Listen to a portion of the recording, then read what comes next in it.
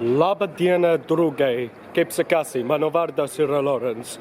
This is day 2 of staying in Kaunas, the city in Lithuania. And today, where we're going is the Vytautas War Museum. Well, since the Devil's Museum is closed for good, well, actually not for good, but it's temporarily closed due to the works, I've just decided, okay, never mind, I will just as well go to the Vytautas Museum. It was actually established by the same man who founded the Devil's Museum in 1966, and is Antanas Vytautas. And so this is where we're going, to the Vytautas War Museum.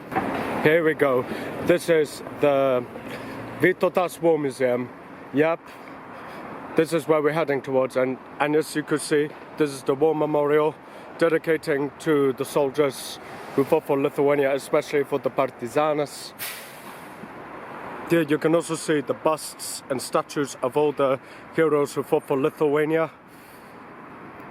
Here you can see atgimusius Lietuvos karininkas pirmas žuvęs dėl jos laisvės.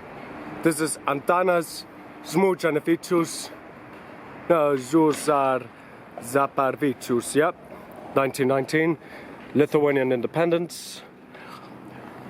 Žuvusiems už Lietuvos laisvę, 1921.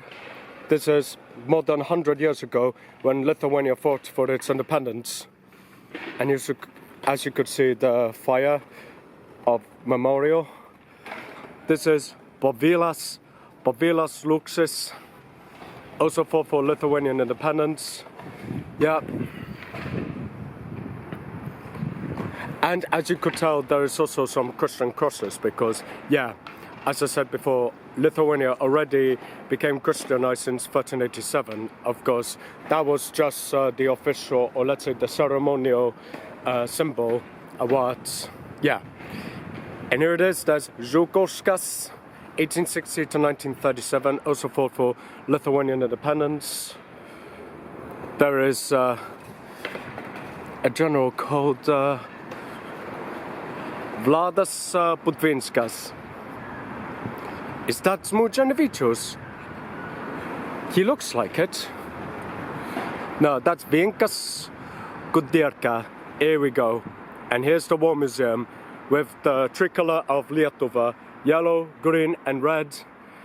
And above you see the Grand Duke of Lithuania. It was Antanas Vytautas who actually took part in the War of Independence, not only against the Bolsheviks, but he also fought against the Poles. And he was a lieutenant, or let's say a captain, in a rifleman's brigade during the Lithuanian Wars of Independence. And the most controversial part of the war was that Vilnius, which is supposed to be, you know, we all know as the capital of Lithuania, fell into the hands of the Poles.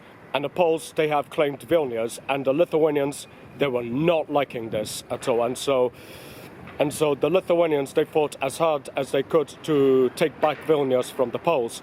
But then in the end, since 1920 until 1940, Kaunas became the capital of Lithuania during the interwar period. And so this is what the Lithuanians have been fighting for. But of course, since 1940, in order for Lithuania to be given back Vilnius, the freedom got taken away, which is a very sad deal indeed.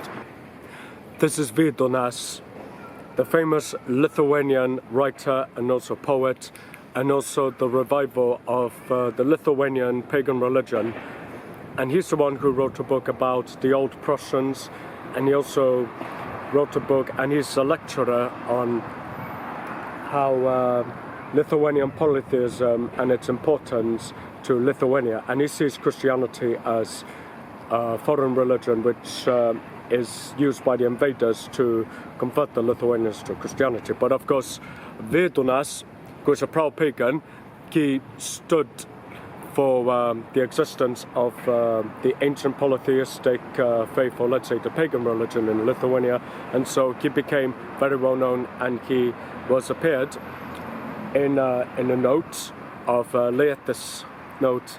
And so here we go, Vytautas, the hero for the Lithuanian polytheism. And so yes, he's one of the heroes in Lithuania, very famous indeed. And he's one who's very critical towards, as I said again, for what the Teutonic Knights, they use Christianity to enforce it upon the Lithuanian people. But of course, the Lithuanians, due to their pagan pride, they are very resistant towards, like what you see in every Lithuanian historical chapter. But of course, it's not just paganism against Christianity, let's per se. Lithuania not only fought against the Teutonic Knights, they also fought against the Russian occupiers, especially during a period when Russia tried to Russify the Lithuanians. And in order for the Russians to completely Russify the Lithuanians, is that they tried to destroy Lithuanian literature by burning the books. But of course, this led to the chapter of a group of Lithuanian heroes called the book smugglers. The Lithuanian book smugglers, they were a group of lads who'd been retrieving all these books, which is written in the Lithuanian language, and they walked across the marshes to evade the Russian soldiers who tried to track them down, or even tried to destroy the Lithuanian identity, language, etc. And so the Lithuanians, not only they fought, with a fist or even with swords or stuff, they even fought mentally to preserve the Lithuanian literature, Lithuanian language, and the Lithuanian identity. And that's the importance of the book smugglers. And so that's the reason why the Lithuanian identity is still very strong. Okay, here we go. We're in the first section, prehistoric Lithuania. This is how it all began, with the Aesti tribes. This is the archaeological findings from a tomb of a soldier between the late 2nd and early 3rd century AD. And here's the reconstruction of Dauglaugis, of a warrior with a shield, the spear, axe, and dagger. Then came the cavalryman or horseman with the zhergalis, regate. See the reins, symbol.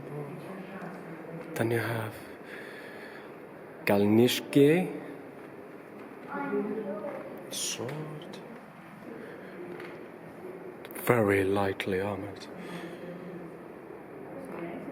And here we go, the early warriors of Lithuania. This is how they looked like back in the days. A distinctive conical helmet, the hazel helmet. Some of them don't wear armor. And look, a very ancient pagan symbol or Romuva symbol. The shields around, there were cloaks. Lietuva 1249, Matthäus. It's the map of Lietuva. There's Žemgalė, Kuršiai, there's Kuršų, Bišupiga, Riga. And here we go, heading towards the age of the stirrup, the reins. Here's the zhergalis. Weapons and armor of the Lithuanian warriors or laetis. It's called the shagas, which actually means brooch. It's very common among the ancient Lithuanian people. This is it. This is what the defense of Kaunas looked like in 1362. As you could see, Teutonic knights from outside the walls attacking the castle. They would throw everything at the defenders. You see knights wearing white robes with black crosses. These are the Teutonic knights. And then you see the Lithuanian defenders. They've been fighting back, and there's been a lot of bloodshed between both sides. And of course, the defenders of Kaunas Castle, they've been really resilient, and their bravery just shows how strong the defenders really were until the very bitter end. You can see there's some archers. You can also see Lithuanian pagan soldiers fighting against crusader knights. It's so fierce fighting going on. See some of them with round shields and axes against Teutonic knights, fully armed armor. You also see Lithuanian, well, actually they're mostly, yeah, you see some horsemen on the Lithuanian side as well. And this is the picture of Vytautas, the Duke of Kaunas, fighting really hard against the crusaders along with his 36 men. And wow, it was so intense. And here it is, moving on to the 16th century. Then moving on to the Polish-Lithuanian Commonwealth. See a Polish ship, you see the armor of the Husaria. Even the Lithuanian army themselves, they've been integrated within the Polish-Lithuanian Commonwealth. And so you see the Tartar archer, the Hussar, sabers, different types of armor. Now, number 11 is Garachena helmet, Commonwealth of two nations, early 17th and early 18th century. And here you see the cannons outside the replica of Trakai Castle in the early 15th century, issued by Vytautas.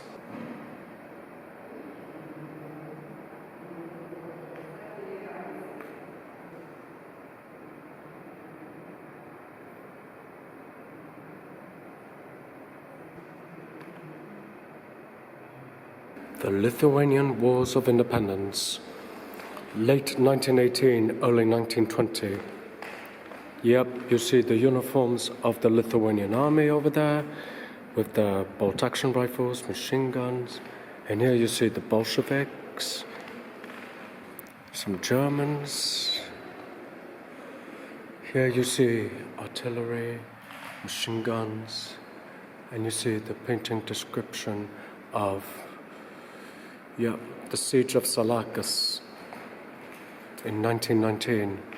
Lithuanians fighting against, I think it's either the Poles or, Lithuanian soldiers during the Klaipėda revolt in 1923, 100 years ago. Klaipėda given back to Lithuania from the Germans.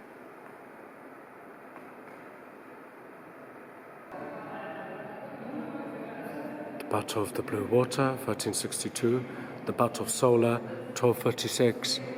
Jalgirio, 1410. And Durbe, 1260. One of the important Lithuanian victories. Kaunas, 1362. You see the Grevis performing a ritual alongside with the leader of the Lithuanians and the brave Lithuanian warriors ready for battle. And finally, they have a bicycle. In the service of the Lithuanian military, the Adler bicycle made in Germany 1930s, such bicycles were used by the Lithuanian armed forces. Stretchers of the military sanitation service 1910s to 1920s. And here we go, the military bicycle in the Lithuanian armed forces.